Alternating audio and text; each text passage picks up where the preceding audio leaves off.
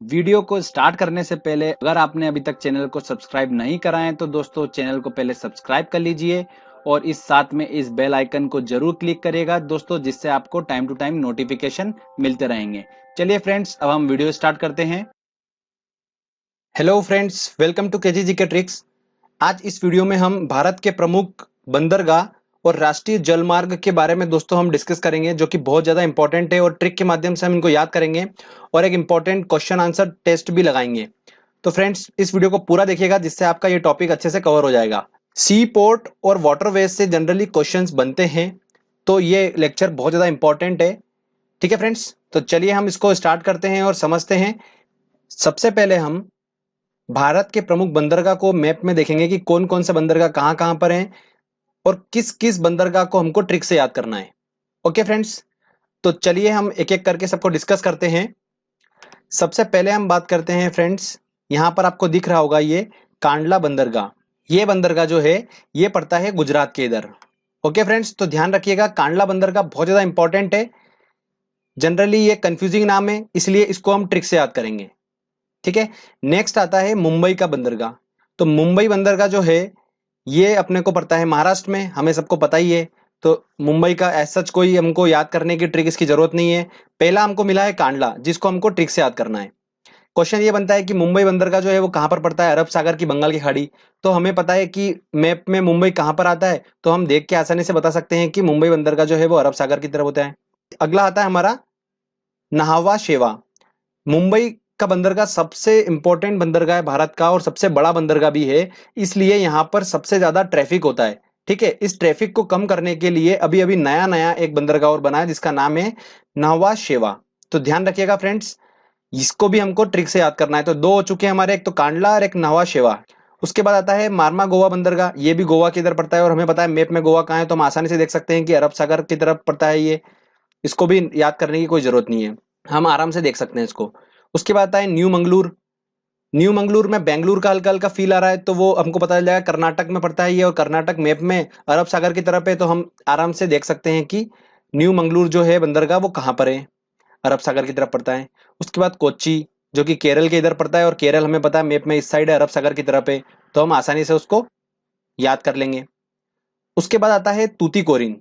आपको दिख रहा होगा यहाँ पर ये तूतीकोरिन। अब थोड़ा सा अलग सा नाम है, तो इसको हमको याद करने की जरूरत पड़ेगी। तो हमें तीन ऐसे नाम मिल गए हैं जिनको हमको ट्रिक से याद करना है, तूतीकोरिन, नाहवा शेवा और कांडला। ठीक है। उसके बाद आता है चेन्नई। चेन्नई हमें पता है कि तमिलनाडु के इधर पड़ता है, इसलिए इसको याद करने का इतना एज सच कोई हमको रिक्वायरमेंट नहीं रहेगा। डायरेक्टली हम मैप की हेल्प से इसको हम क्वेश्चन को क्लिक कर लेंगे। अगला आता है एन्नोर। एन्नोर बंदरगाह बहुत ज्यादा इंपॉर्टेंट है और इसका नाम भी थोड़ा यूनिक है, इसलिए इसको ट्रिक से याद करेंगे। तो चार हो चुके हैं अभी तक। ओके फ्रेंड्स, उसके बाद आता है आंध्र प्रदेश का विशाखापट्टनम। विशाखापट्टनम भी हमें पता है कि आंध्र प्रदेश में आता है, और आंध्र प्रदेश जो है वो बंगाल की खाड़ी की तरफ है, तो आसानी से हम देख सकते हैं कि विशाखापट्टनम जो है वो बंगाल की खाड़ी की तरफ है। तो ये भी हमारा आसानी से हो सकता है, कोई डिफिकल्टी नहीं होगी। तो अभी तक हमको दोस्तों चार हमारे हो चुके हैं जिनको हमको ट्रिक से याद करना है। अब अगला आता है पांचवा, पारादीप। इसको हमको ट्रिक से याद करना है। तो ये पांच दोस्तों हैं जिन्हें हमें ट्रिक से याद करना है। और इसके बाद कोलकाता आता है। कोलकाता जो है वो बंगाल की तरफ पड़ता है, और ये जो है हुगली नदी पर पड़ता है बंदरगाह। तो ध्यान रखिएगा दोस्तों, ये अकेला जो है वो हुगली नदी पे पड़ता है बस, बाकी सब जो है वो बंगाल की खाड़ी और अरब सागर की तरफ पड़ते हैं। तो ये आसानी से आप देख सकते हैं। और उसके बाद पोर्ट ब्लेयर जो है ये तो बिल्कुल बंगाल की खाड़ी में ही है, तो इसको तो याद ही आराम से कर सकते हैं आप। तो ये पांच जो है कांडला, न्हावा शेवा, तूतीकोरिन, एन्नोर और पारादीप, ये पांच जो बंदरगाह हैं जनरली क्वेश्चंस इन्हीं से बनते हैं, क्योंकि ये यूनिक नाम है थोड़ा सा और कंफ्यूजिंग नाम है, इसलिए हम ट्रिक से इन पांचों को याद करेंगे। बाकी तो बहुत आसान है। मुंबई, मुंबई कहाँ पर है मैप में आप देख के समझ सकते हैं और आसानी से बता सकते हैं कि वो कहाँ पर है। तो अरब सागर पर है वो मुंबई का बंदरगाह, तो वो तो आसानी से क्वेश्चन बन जाते हैं। तो ध्यान रखिएगा फ्रेंड्स। एक और इंपॉर्टेंट बात बता दूं कि भारत के प्रमुख जो बंदरगाह हैं वो कितने हैं, टोटल 13 बंदरगाह प्रमुख बंदरगाह हैं। तो इससे भी क्वेश्चन पूछ लिया जाता है, तो इसको भी ध्यान रखिएगा। ओके। अब पांच तो हम ट्रिक से याद कर लेंगे, पर आपको मैं कुछ इंपॉर्टेंट पॉइंट्स बता देता हूं। सबसे पहले कांडला बंदरगाह जो है, ये कांडला बंदरगाह जो है, ध्यान रखिएगा दोस्तों, एक ज्वारी बंदरगाह है। इसको ज्वारी, इसको इंग्लिश में बोला जाता है टाइडल पोर्ट। जो टाइड आती है ना समुद्र में, उससे क्या होता है, इसका लेवल जो होता है बंदरगाह का वो ऊपर नीचे होता रहता है, इसीलिए इसे ज्वारी बंदरगाह बोला जाता है। और ये मुफ्त व्यापार क्षेत्र हैं। ठीक है दोस्तों, ध्यान रखिएगा, कांडला बंदरगाह जो है वो मुफ्त व्यापार क्षेत्र है। उसके बाद भारत का सबसे बड़ा बंदरगाह अगर पूछते हैं तो वो बंदरगाह है मुंबई का बंदरगाह। भारत का सबसे बड़ा बंदरगाह कौन सा है? मुंबई का है। और अगर पूछते हैं कि भारत का सबसे गहरा बंदरगाह कौन सा है और प्राकृतिक बंदरगाह कौन सा है, तो वो है विशाखापट्टनम। ठीक है, ये विशाखापट्टनम जो बंदरगाह है ये भारत का सबसे गहरा बंदरगाह है। ओके फ्रेंड्स, तो ये सी पोर्ट थे। अब इसमें से हम 5 को ट्रिक से याद करते हैं। चलिए दोस्तों, 5 बंदरगाह ये रहे: कांडला, एन्नोर, तूतीकोरिन, पारादीप और नवा शेवा। पहला हमारा दोस्तों है पारादीप, जो कि कहां पर स्थित है? उड़ीसा में। इसको याद रखने का तरीका देखिए, आप वर्ड देखिए पारादीप, हम इन वर्ड से ही पकड़ेंगे। तो हमको दीप दिख रहा है, ठीक है, तो इसी दीप, दीप मतलब दीपक होता है, हमने उसी से ट्रिक को लिया है। तो आप देखिए कैसे, आपको जैसे कि फ्रेंड दिख रहा है दीपक, दिख रहा है। अब इस दीपक में नॉर्मली तेल डालते हैं सब लोग, बट मैंने क्या करा, इस दीपक में जब मैंने इसके अंदर पारा डाला, क्या डाला फ्रेंड्स? देखिए आप, पारा डाला मैंने जैसे ही, तो पारा डाला जैसे मैंने, तो इसके क्या हुआ दोस्तों? पंख निकल आए, और पंख निकल आए और एकदम से ये दिया जो है ये उड़ गया। ठीक है फ्रेंड्स, तो दीप में पारा डालने के बाद वो दिया उड़ गया, तो उड़ गया से हमारा बना उड़ीसा। तो इससे हम आराम से आसानी से याद रख सकते हैं। अगला आता है दोस्तों हमारा कांडला बंदरगाह, जो कि कहां पर स्थित है? गुजरात में स्थित है, जो कि बहुत ज्यादा इंपॉर्टेंट है और बहुत ज्यादा क्वेश्चन इसी से बनते हैं। तो फ्रेंड्स इसको आप ऐसे देखिएगा, क्या हुआ, स्टोरी ये थी कि मैं एक दिन बैठा था, तो मेरा फ्रेंड आया और बोला कि यार कांड हो गया यार। मैंने बोला क्यों, क्या हो गया? तो बोले यार मैं रात को ड्रिंक करके निकल रहा था, तो मैंने एक आदमी को गाड़ी ठोक दी और वो आदमी गुजर गया। मैंने बोला क्या, आदमी गुजर गया? तो बोले कि हाँ यार गुजर गया, रात में ही गुजर गया।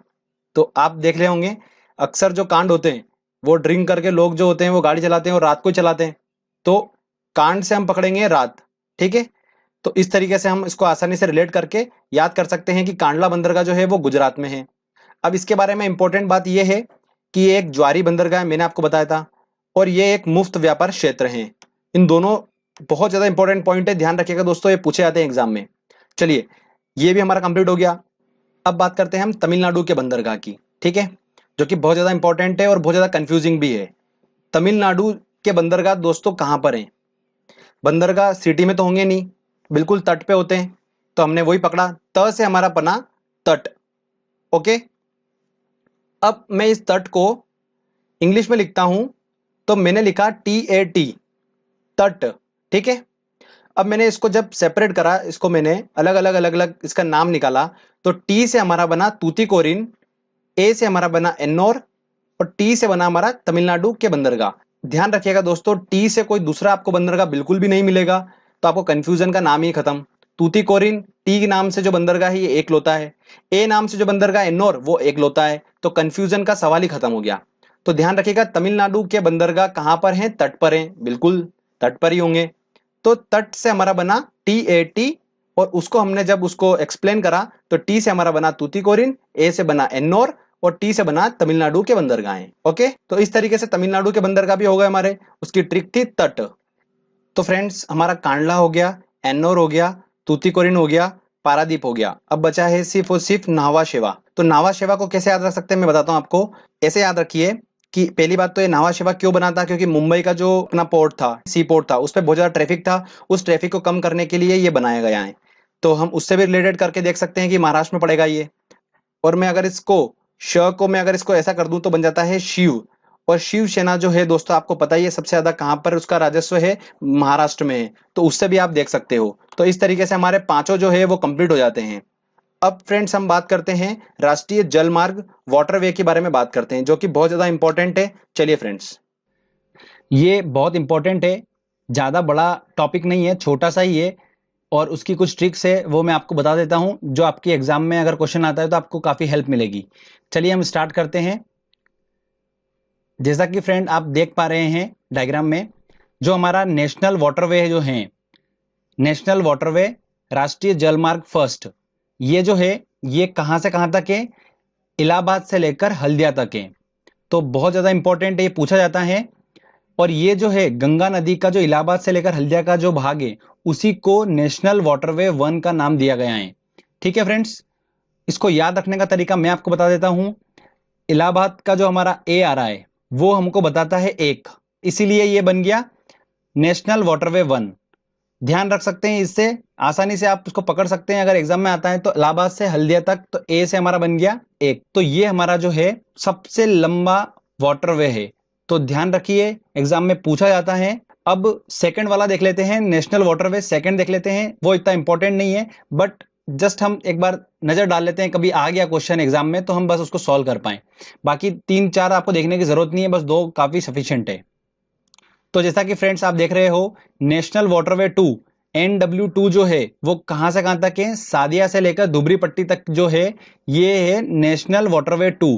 ठीक है, राष्ट्रीय जलमार्ग 2 के नाम से जाना जाता है ये। अब इसको याद रखने का तरीका बहुत ज्यादा डिफिकल्ट है, हम इसको आसान बनाते हैं। देखिए, सादिया का स्पेलिंग चालू होती है एस से, और धुबरी पट्टी की स्पेलिंग चालू होती है डी से। तो जो सेकंड होता है, सेकंड, उसका जो फर्स्ट वर्ड होता है वो एस होता है और लास्ट वर्ड होता है डी। तो इस तरीके से हम देख सकते हैं कि सेकंड नंबर पे कौन सा होगा, सादिया और दुबरी पट्टी। आप दूसरा बनाने की कोशिश करेंगे पर बनेगा नहीं, तो एसडी जो है वो सिर्फ सेकंड वाला बनाएगा। तो इस तरीके से आप ध्यान रख सकते हैं, जो कि एक आसान ट्रिक है। फ्रेंड्स चलिए हम अब टेस्ट लगाते हैं, देखते हैं कि हमारी ट्रिक कितनी कारगर है। तो इंपॉर्टेंट क्वेश्चन देखते हैं। पहला हमारा क्वेश्चन है दोस्तों, भारत में कितने मुख्य बंदरगाह हैं? तो जैसा कि हमें पता है 13 जो है भारत के मुख्य बंदरगाह हैं, तो आंसर लगेगा सी। अगला क्वेश्चन है, वर्तमान में मुंबई सी पोर्ट के दबाव को कम करने के लिए कौन सा बंदरगाह का निर्माण किया गया है?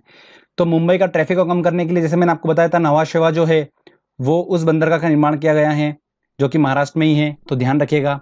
शिवा से हमने देखा था शिवसेना, तो शिवसेना महाराष्ट्र, तो हमें याद आ गया था।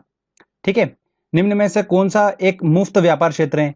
एक मुफ्त व्यापार क्षेत्र और ज्वारी कौन सा बंदरगाह है? कांडला है, तो आंसर इसका लगेगा डी। इस तरीके से हम उसको सॉल्व करेंगे। चलिए आगे और इंपॉर्टेंट क्वेश्चन देख। अगला क्वेश्चन है हमारा, मारमा गोवा बंदरगाह स्थित है? तो ऑब्वियस सी बात है, हमने देखा था गोवा, गोवा से पकड़ लिया था, तो आंसर होगा इसका बी, गोवा में स्थित है। भारत में निम्न में से कौन सा एक उड़ीसा तट पर स्थित है? अब देखिए उड़ीसा क्या है, हल्दिया, मुंबई, पारादीप या तूतीकोरिन? देखिए, पारादीप का हमने देखा था कि एक द्वीप था, उसके अंदर जैसे पारा डाला तो वो उड़ गया था, तो उससे हमने पकड़ा था कि उड़ीसा वाला कौन सा है, पारादीप है, तो आंसर लगेगा सी। पारादीप बंदरगाह किस राज्य में स्थित है? देखिए इंपॉर्टेंट है, काफी पूछा जाता है। तो पारादीप है तो वही उड़ीसा, पारा डालने पर दीप उड़ गया था, हमने देखा था इमेज में, तो उस तरीके से हम याद रख सकते हैं। इमेजिनेशन दोस्तों हमारे दिमाग में रहेगी, हम मूवी भी देखते हैं तो वो हमारे दिमाग में रह जाती है हमेशा, उसके सीन जो रहते हैं वो हमारे दिमाग में फिट हो जाते हैं, तो कभी भी रिकॉल हो जाते हैं। उसी तरीके से वो इमेज थी कि वो दिया उड़ गया था, तो आपको वो एग्जाम में याद आ जाएगा। ठीक है, चलिए अगले इंपॉर्टेंट क्वेश्चन। अगला है हमारा, भारत के पारादीप एवं कांडला बंदरगाह किस तट पर स्थित हैं? तो देखिए, अब पारादीप जो था वो कहां पर है, उड़ीसा में है, तो उड़ीसा मतलब पूर्वी तरफ हो गया, और कांडला जो है वो गुजरात में मतलब पश्चिम तरफ हो गया, तो पूर्वी और पश्चिमी, मतलब लगेगा इसका answer C. Okay friends, Bharat का सर्वश्रेष्ठ प्राकृतिक बंदरगाह है, मैंने आपको बताया था भारत का सर्वश्रेष्ठ प्राकृतिक और सबसे गहरा बंदरगाह जो है वो कौन सा है, विशाखापट्टनम, तो लगेगा आंसर सी। निम्न में से कौन सा बंदरगाह नहीं है? देखिए कांडला है, बिल्कुल है, कोच्चि, कोच्चि बिल्कुल है, मंगलूर बिल्कुल है, पर बंगलुरु नहीं है, तो इसका आंसर होगा सी, मतलब बंगलुरु वाला नहीं होगा। चलिए आगे और इंपॉर्टेंट क्वेश्चन लेते हैं हम अब। अगला क्वेश्चन है दोस्तों हमारा, और काफी इंपॉर्टेंट क्वेश्चन है, गंगा नदी के किस भाग को NW1, ध्यान रखिएगा, नेशनल वाटरवे 1 घोषित किया गया है?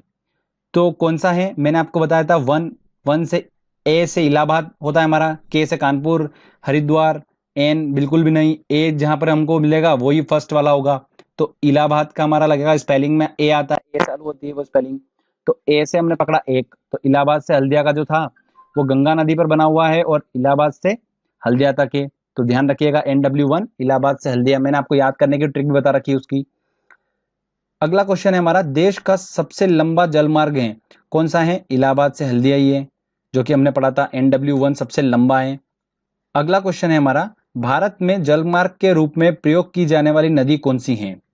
तो एकलौती नदी कौन सी है? गंगा नदी है, तो ध्यान रखिएगा फ्रेंड्स, काफी इंपॉर्टेंट है। तो फ्रेंड्स इस तरीके से हमने ट्रिक की हेल्प से आसानी से बंदरगाह और जलमार्ग वाला टॉपिक अच्छे से कवर कर लिया है। तो अगर इससे क्वेश्चन आता है तो हम उसको आसानी से सॉल्व कर पाएंगे। फ्रेंड्स, एक दो बार अच्छे से आप प्रैक्टिस कर लीजिएगा उसको याद करने की। एक बार आप डायग्राम से जो मैप बताया था मैंने आपको, उस मैप से आप एक बार प्रैक्टिस कर लीजिएगा, जिससे आपको आगे कभी भी दिक्कत बिल्कुल भी नहीं होगी। और जो 5 की हमने ट्रिक देखी है उसको एक बार रिवाइज कर लीजिएगा और क्वेश्चन लगा लीजिएगा, आपका काम हो जाएगा। तो फ्रेंड्स, अगर आपको ये वीडियो अच्छा लगा है तो जल्दी से इस वीडियो को लाइक करिए, दोस्तों के साथ शेयर करिए और इस चैनल को जरूर सब्सक्राइब कर दीजिएगा, जिससे दोस्तों मैं अच्छे अच्छे वीडियो आपके लिए लेकर आता रहूंगा। तब तक के लिए फ्रेंड्स, गुड बाय।